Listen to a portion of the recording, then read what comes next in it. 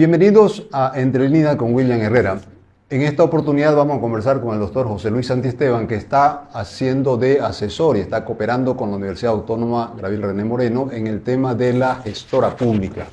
Un tema altamente sensible y que de pronto el traspaso ha conllevado una serie de reformas o de propuestas de reforma, movilizaciones y una serie de sugerencias y críticas también a este traspaso de la AFP a lo que es la gestora pública, una empresa pública. José Luis, vos has estado muy cerca ahí con el rector. ¿Cuáles son las observaciones que tiene básicamente la universidad con relación a la gestora pública? A ver, William, gracias por la invitación. Primero, que este tema de la gestora, del sistema de seguridad social, el sistema de pensión, de los fondos de pensiones, no están al margen de la desinstitucionalidad que tiene el Estado. Me refiero a cómo debería funcionar. ¿Por qué? Porque este proceso cambió a partir del 7 de febrero del 2009. La vigencia de la actual Constitución, en el artículo 45, hace desaparecer a las AFP. Pero la AFP, ¿qué eran las AFP? No eran más que todo la administración del fondo de pensiones estatales, pero concesionadas a transnacionales privadas, Previsión y Futuro. Y a partir de ahí, de la vigencia de la Constitución, se acabó porque la Constitución establece con claridad que no se puede privatizar ni concesionar ya la seguridad social. Es decir, el modelo de Gonzalo Sánchez Lozada, aprobado en el año 94, y que constituyó la capitalización, producto del bonosol, de los aportes previsionales personales, etcétera, etcétera, pasó, a manos del Estado. Pero hay que entender esto. El cambio que dice la Constitución actual y vigente, que hace 23 años ya está vigente, va para 24 años, establece con claridad el Estado con control y participación social, es decir, de los propietarios. No es el control social tradicional, que se lo confunde. Y ahí hay una visión atrofiada del gobierno, porque el gobierno cree que el poder político o el gobierno es el Estado, y no es así. Eso es una concepción atrofiada de poder. El Estado es la sociedad en su conjunto y los órganos públicos. La totalidad. Exactamente. Entonces, a partir de ahí, la seguridad social debe ser manejada y controlada por el Estado bajo el control de sus propietarios, aportantes y beneficiarios. Porque la seguridad social en Bolivia, con relación a otros, la diferencia de otros países, aquí es obligatoria. Por ejemplo, a mí, de mi salario que recibo mensual, me descuentan casi $200 mensual. Y todos los años yo aporto al sistema obligatorio, lo mismo que un profesional independiente cuando es consultor, ¿no es cierto?, más del 12%, y eso significa, pues en el caso mío, por ejemplo, $2.400 anuales. Es decir, es una cuenta que va aumentándose y va aumentándose, porque lo que hay en la cacha, de ahí del sistema de pensión, hay que invertirlo para que eso dé, para que alcance para pagar todas las prestaciones. Ya. Para que quede clarito, es plata nuestra, de los aportantes, claro, no es plata del Estado. Hay un fondo, que es el fondo grueso de más de 1 millón de aportantes, 1.200.000 aportantes, que se establecen como aporte ahorro previsional obligatorio. Es decir, a mí no es si me gusta o no, es mis recursos que yo estoy depositando en esa cuenta para que alguien me los administre, para que el Estado me los administre, no el gobierno, para que el Estado me los administre y de ahí salgan los réditos. Yo que no estoy jubilado, ¿no es cierto?, yo mantengo a todo ese proceso de beneficiarios. Eso es lo que se llama la solidaridad. Entonces, exactamente. Entonces, a partir de ahí está la deformación del proceso. El 10 de diciembre del 2010 se aprueba la ley 065. Y ahí interpreta y hay una deformación del proceso. ¿Por qué? Porque hay una confiscación de todo ese proceso y se establece la gestora que reemplaza a la AFP. Esa gestora no es otra cosa que una empresa estratégica nacional, como es Yacimiento, Entel, como es Ende, Entel, etcétera, etcétera. Que en la modernidad de la administración debe funcionar, la ley dice así 065, con un directorio ejecutivo. ¿Y cómo está funcionando ahora? Ese directorio ejecutivo, William, es la máxima autoridad, el presidente del directorio. ¿Cómo es el presidente de Yacimiento? No es el gerente de Yacimiento, ni el gerente de la ANH el que maneja Yacimiento, es el presidente y el directorio de Yacimiento. Igualito debería funcionar según la ley, que no estamos de acuerdo con eso, pero esos son los planteamientos de la reforma. Y a partir de ahí, fíjense usted que el 2011 se dicta una ley, 211, que aprueba, por eso nosotros siempre revisamos todas las leyes presupuestarias que se dictan en diciembre de todos los años. Porque ahí, en la hermenéutica técnica jurídica, que no existe eso en la Asamblea Legislativa, se incluyen en las disposiciones adicionales, transitorias y finales toda una serie de modificaciones de leyes. Como que meten de contrabando aprovechando la ley de financiación. Y ahí, por ejemplo, metieron de contrabando que las funciones de ese directorio, hasta que no se designe el directorio, porque el directorio ese debe funcionar con una designación de ternas del presidente, eleva a la Cámara de Diputados 2/3, porque debe haber consenso político. A partir de ahí, este proceso nunca se hizo y le pasaron, le transfirieron en el 2011 las atribuciones al ministro de Economía para que maneje los fondos de pensiones, para que haga el proceso de transferencia. Para que se entienda, en este momento la gestora pública está en manos del gobierno. Claro, a eso viene. Hay un manejo enteramente político, absoluto, pero no se está cumpliendo la ley 060. Pero a partir de ahí, el actual presidente era ministro de Economía. Ha manejado la gestora durante 8 años. El 2018 se ratifica ese manejo, porque no hay directorio hasta ahora, que es el directorio que administra y fiscaliza. Ese gerente general que ahora está interinamente y de transición ya hace años, está hasta que se elija el directorio. Él se jacta de ser MAE, no, él es MAE, pero es ilegal. Porque la ley 065 dice que nace de la Constitución, dice que debe ser administrado por un directorio, no por un gerente. Y no hay el directorio hasta no este hay, momento. Hasta este momento, ahora, no hay el directorio. Entonces, a partir de ahí... Perdón, ¿eso es lo que hace ilegal el manejo en este momento de la gestora pública? ¿Por qué nosotros observamos ese proceso? Porque el artículo 45 de la Constitución establece que debe administrarse ese directorio con control y participación. Es decir, yo que soy propietario, podría ser parte representante en ese directorio para fiscalizar mis recursos. 24.000 millones de dólares se han transferido a manejo de la gestora.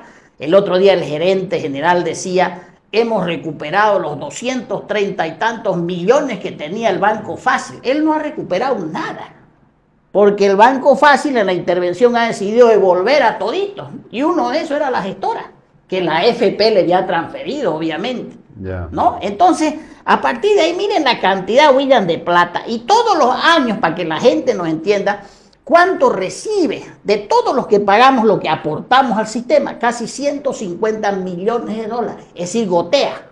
Todos los años 150 millones. Plata fresca. Entonces, ¿qué observamos nosotros también de la ley? Como eso hay que trabajarlo, porque la plata sin mover no genera nada. Entonces, también en la ley 065 hemos observado que debería cambiarse, que los recursos se priorizarán, dice, en empresas estatales productivas. ¿Y cuáles son esas? Eso es un descalabro, pues, sino 76 empresas donde más del 80% son deficitarias. Entonces el gobierno muy fácilmente no queremos que es lo que suceda, que aparezca un decreto de aquí a mañana, decir se transfieren 1.000 millones, se transfieren 500 millones y así tengan la danza de millones, pero se garantizan con estos bonos porque es el Estado. Al final de cuentas lo va a terminar de pagar todos los ciudadanos porque ni al gerente de la gestora, ni al presidente, ni al ministro de Economía lo van a pilar para que responda la cantidad de millones. Ese es nuestro temor, pues, ¿no? Yeah. Pero aún así, esa institucionalidad es la que se ha planteado. No hay directorio. No hay directorio. O sea, es decir, se está violando la ley 065, el artículo 45 de la Constitución. Está como directorio el ministro de Economía y está el gerente como MAE. Totalmente ilegal. A por más que lo hayan metido en una disposición transitoria. El 2018 se vuelve a dictar una ley. Perdón, el 2019 en diciembre. Porque esto es apetecible, William, los recursos. El gobierno Yanine le metió mal. También. Pero llegó hasta la ley.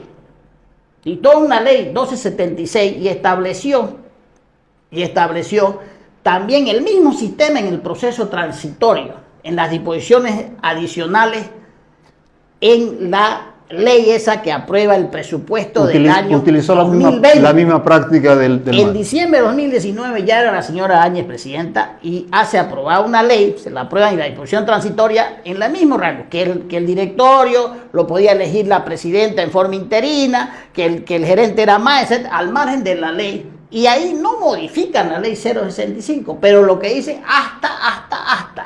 hasta que se elija el directorio en transición interina, es decir, que venimos en no transición. Puede haber transición interina en un proceso más de 90 días, como lo ha interpretado sabiamente el Tribunal Constitucional, si no se vuelve definitivo. Resulta que cuando ya el presidente, el ministro de Economía es presidente jura el 8 de noviembre Estás hablando de del Luis Arce. 2020, le tocó aprobar su primera ley en la Asamblea, el presupuesto de 2021. Ahí ya lo ordena el proceso en las disposiciones transitorias para que su ministro de Economía, Montenegro, y el gerente general sea la MAE y el ministro de Economía sea el directorio. Eso funciona hasta ahorita. ¿Por qué? Porque hay dos leyes más de diciembre del 2021, diciembre del 2022, el presupuesto del 2023, que establece también ese proceso de cambio, obviamente ilegal, porque no puede haber indefinido transición interina. Entonces así está funcionando. Nosotros observamos. ¿Por qué? Porque hay una APS, que es la Autoridad de Pensiones y Seguros, que es la que fiscaliza el funcionamiento de la gestora, un tipo superintendencia, lo que tenía Gonzalo Sánchez Lozada, y nunca informa ni publicita los informes y los estados financieros de la gestora. ¿Qué son los estados financieros? Es la salud. Te dice si te duele el riñón, si te duele el hígado, si está por aquí, si te necesitas este tratamiento, así. No hay eso. Es decir, no tenemos conocimiento, los dueños, los aportantes, ¿no es cierto?, los dueños de los recursos, que eso está funcionando transparentemente. Entonces, cuando uno mira los recursos y obviamente saca las conclusiones, ya la gestora le ha costado al Estado 209 millones de dólares. Solamente de esto aquí, William, cuando uno mira los arbitrajes que se han llevado adelante, 105 millones ha ganado Previsión en un arbitraje. Wow. Y falta Futuro. Se debe. Que ese fallo todavía, la otra AFP, la otra transnacional española, que no ha concluido el proceso, pero seguro que va a ser lo mismo, porque ya falló el mismo tribunal, 105 millones de dólares, no se sabe si se le ha pagado o no se le ha pagado, pero 105 millones ya ganó una de las administradoras de la AFP, falta la otra. Entonces, obviamente que todo eso sale de un bolsón de la gestora, no sale del gobierno. El otro elemento de fondo es que esto no se confunda. La plata de la gestora, de los aportantes, no es del Estado, es de los privados. De los aportantes. Todos los que aportamos. Entonces, a partir de ahí no debería tener ningún tipo de relación esos recursos y tampoco se podría ocupar decretos. Eso es lo que nos asusta, decretos supremos para invertir esos recursos. Un manejo político del gasto. Exactamente. Ese manejo político, por ejemplo, hay que excluirlo a la totalidad. Y la representación que planteamos de ese directorio es una representación enteramente de trabajadores, de jubilados y de profesionales. Entonces, ese sería el cambio a la ley 065, al margen de y el gerente no es la MAE, es el directorio. ¿Por qué, William? Porque el directorio en el sistema de empresas modernas, en las empresas estratégicas, el presidente es el presidente ejecutivo, el gerente general es la MAE en realidad. Ya. Y cada director, si son 5, se reparten las áreas, se distribuyen las áreas. El que será abogado manejará la parte legal, el que será técnico manejará así. Esas son las empresas modernas. Cada director se reparte un área porque son rentables. Ya. ¿Cómo nace la gestora? O sea, ya la vida jurídica, porque no basta lo que diga la ley. Con un decreto del 2015, y ahí establece toda la estructura, y ahí el gerente general no es la MAE, es el gerente general operativo. Ha sido MAE porque... Que tiene otro tipo de responsabilidad. Exactamente. Entonces, a partir de ahí, ese estatuto de la gestora, nació la gestora con 80 millones de bolivianos, un poco más de 10 millones de dólares. Y va a administrar 24 de entrada.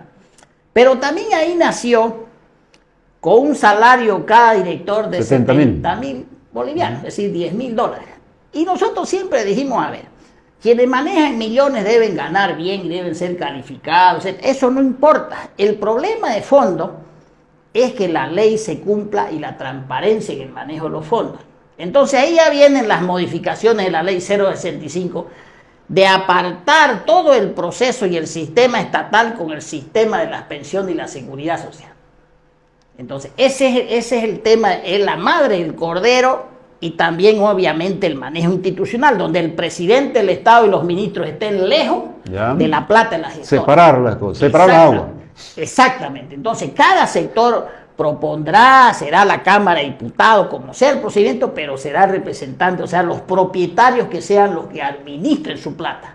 Ya. Si la Constitución aprobada en Asamblea Constituyente, con todos sus problemas y por voto popular, estableció de que esto no se puede concesionar ni privatizar, tampoco estableció que sea solo el gobierno, pues, con lo que se está haciendo ahorita. No planteó ninguna exclusividad de nadie. Exactamente. Entonces ahorita, por ejemplo, hay las leyes esas transitorias de presupuesto que dicen que se nombra a la gestora, que puede nombrar directores interinos el presidente. Aún así, William, teniendo la facultad, que eso ya es un incumplimiento de deberes, porque hace 3 años ya las leyes de presupuesto que vienen diciéndose lo mismo, aún así el señor presidente no ha querido nombrar interinos directorios. Yo entiendo que el único objetivo es que no quiere que se fiscalice. Que lo puede hacer, obviamente. Lo puede hacer, pero yo entiendo de que ese tema no quiere él ahondar en el tema porque no quiere 5 personas que lo fiscalicen. Autoridades del Banco Central, interinas. Todas las grandes autoridades. El Consejo de Política Económica interino, quien debió fiscalizar y mirar la estabilidad del sistema financiero. Yacimiento también interino. Todo el proceso ese. Pero más aún, o sea, nos preocupa, William, de que este proceso no entra solamente el interinato en empresas que de repente son de política económica del gobierno en forma directa, como Yacimiento, Entel, ¿no? Que al final de cuentas son empresas estatales y donde el gobierno no las puede dejar enteramente autónomas, ¿no? Pero tienen que ser cualificadas. Sino que ha llegado este tema a los servicios, eso me preocupa. Es decir, a los servicios que son elementales del Estado. ¿Cuáles? Por ejemplo, ATT, interina. Y ya ve unos resultados de BOA, por ejemplo. ATT, ASFI, interino, ya ve unos resultados de los bancos. No de todo, pero el Banco Fácil, pues. Claro. Y nosotros lo hemos analizado ese tema y no hay por dónde suceda que un banco tenga tanto libertinaje y la AFI no conozca, por ejemplo. Tanto control normativo. Pero además el mismo presidente lo ha hecho. Ya sabíamos el 2018, cuando yo era ministro, que tenía problemas. Imagínate, va al año 23. Ya. Entonces no hay forma, es decir, en las funciones. APS, que es pensiones y seguros, no hay forma, por ejemplo, de que suceda algo en el sistema de pensión si la APS no funciona técnicamente. O sea, lo que nos preocupa a nosotros es que ese sistema de servicios estatales, que antes, si vos querés, nunca se los tocó, porque siempre se respetaba la parte técnica, porque es la parte medular, la que no solo controla los actos del poder, sino te controla el funcionamiento del servicio, porque es delicado el tema de la telecomunicación, el tema de los aviones, o sea, este tema igual es delicado. Entonces nos preocupa que sea una empresa más, ¿no es cierto?, estratégica, cuando no es, reitero, del Estado, es de propiedad de los aportantes y beneficiarios. Hay un gran problema ahí entonces. Claro, porque al final de cuentas es el futuro de la gente, ¿no? Ya. ¿Qué es lo que propone la universidad ahora? Ahora la universidad... ¿Y por dónde va este...? Claro, hay 3 elementos. Había una reunión nacional, tenemos una propuesta ya de ley, donde contiene 3 elementos, pero ha sido elaborada solo al interior de la universidad, por orden del señor rector, Vicente Cuellar. Exactamente. Hay un proyecto de ley ya que elaboramos donde modificamos 14 artículos de la ley. Y ahí estaba, por ejemplo, el tema de que recién el presidente ha mandado un proyecto solo técnico, porque cada 5 años se debe revisar el sistema técnico de pensiones para reajustarlo, etc. La ley dice 0,5 cada 5 años. Yeah. 2 veces ya se ha reajustado y ahora se ha mandado el tercer proyecto de ley donde dice 65 años. Ya no es ni 58 ni 60. Pues yo y vos nos vamos a jubilar, pero obligatoriamente a los 65 años podemos hacer. Y obviamente la gente no está de acuerdo que sea obligatorio, ¿no es cierto?, que sigan los aportes y que después ese sistema cambie. Por ejemplo, la esperanza de vida estaba ahí en 110 años, 110 o 120 años. Eso es imposible, pues, ¿no? Que sea 90 para que tus aportes suban y tengas más ingresos en tu jubilación, porque ahorita la jubilación muy baja, 30% nomás llega. Es un castigo, no es un júbilo. Castigo. Entonces la jubilación viene de júbilo, claro, ¿no? Júbilo por de alegría, de felicidad, de todo. Claro. Pero esto llega a los profesionales también, porque si yo soy consultor en productos en línea, todos los que son consultores saben que lo primero que hace el contratante es pedirle su aporte a AFP, ahora se llama gestora, ¿no es cierto?, de que pague, si no le cancela, pues, o si no se lo retiene. Yeah. Entonces no hay nada obligatorio. El primer elemento es el cambio de la institucionalidad.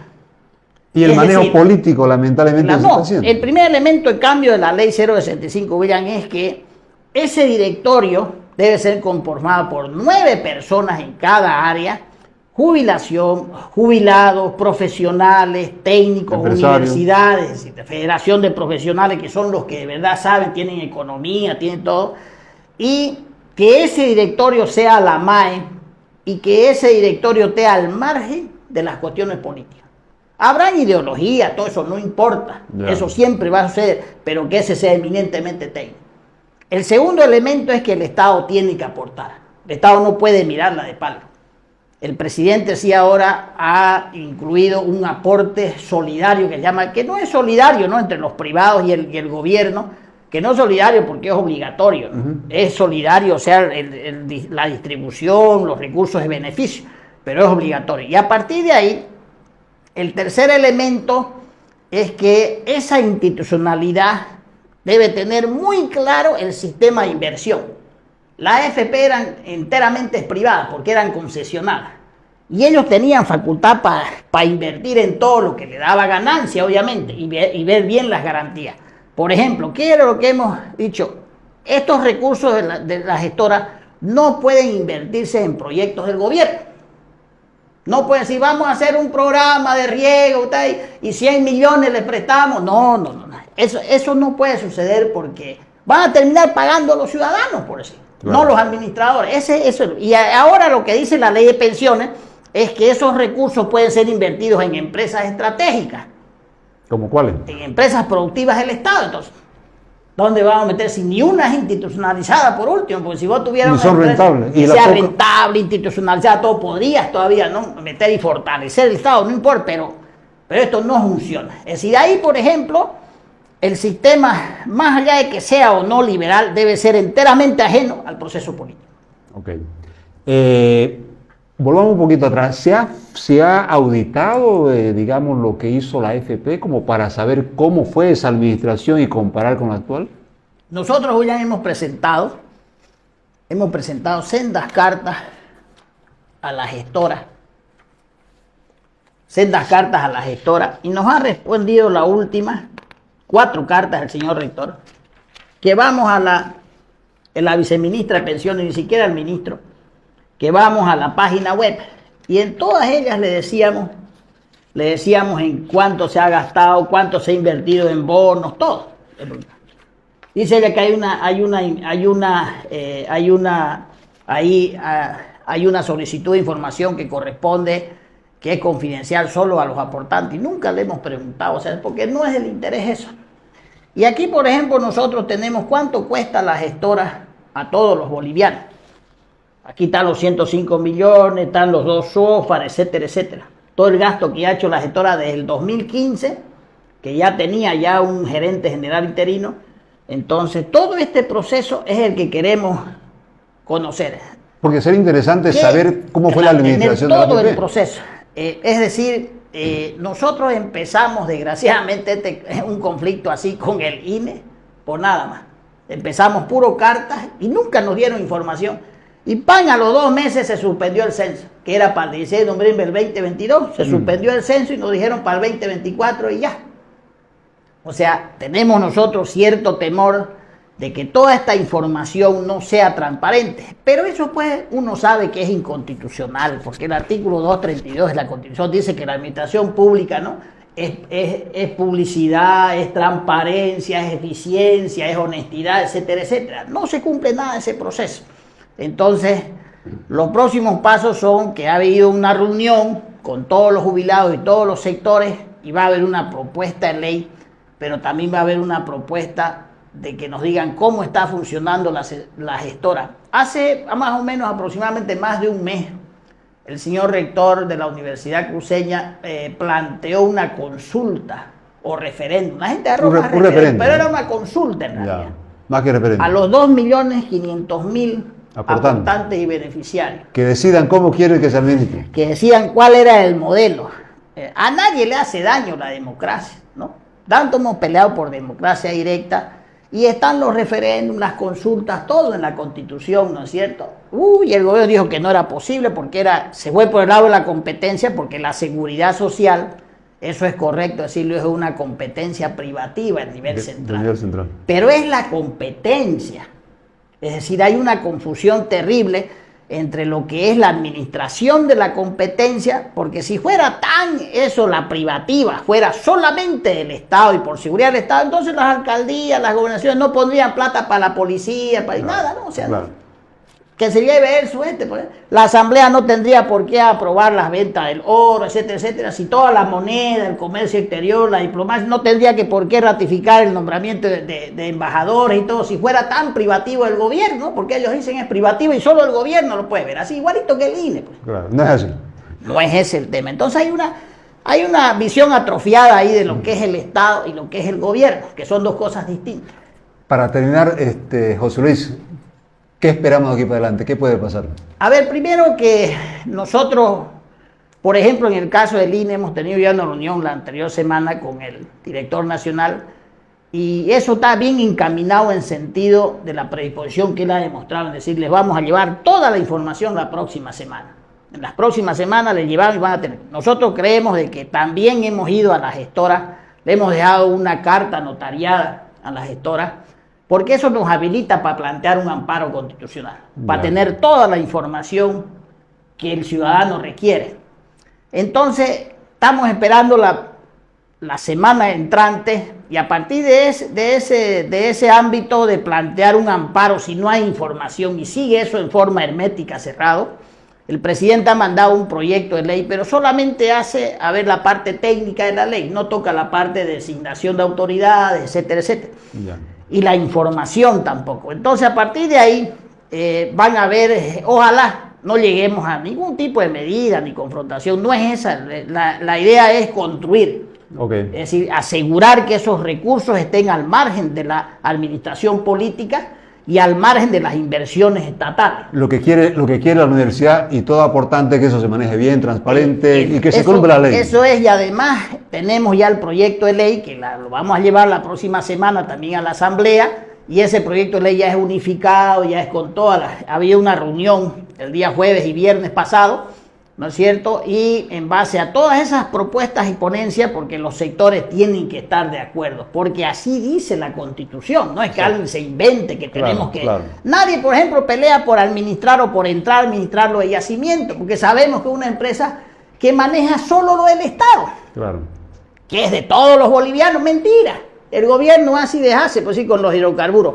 como hace y deshace con BOA, como hace y deshace con Entel, ¿sí, no es cierto? Pero esta es plata nuestra, de los aportantes. Debería tener un dato no es plata del Estado, es plata privada. Bien, muy bien. Gracias, José Luis, por compartir tu experiencia.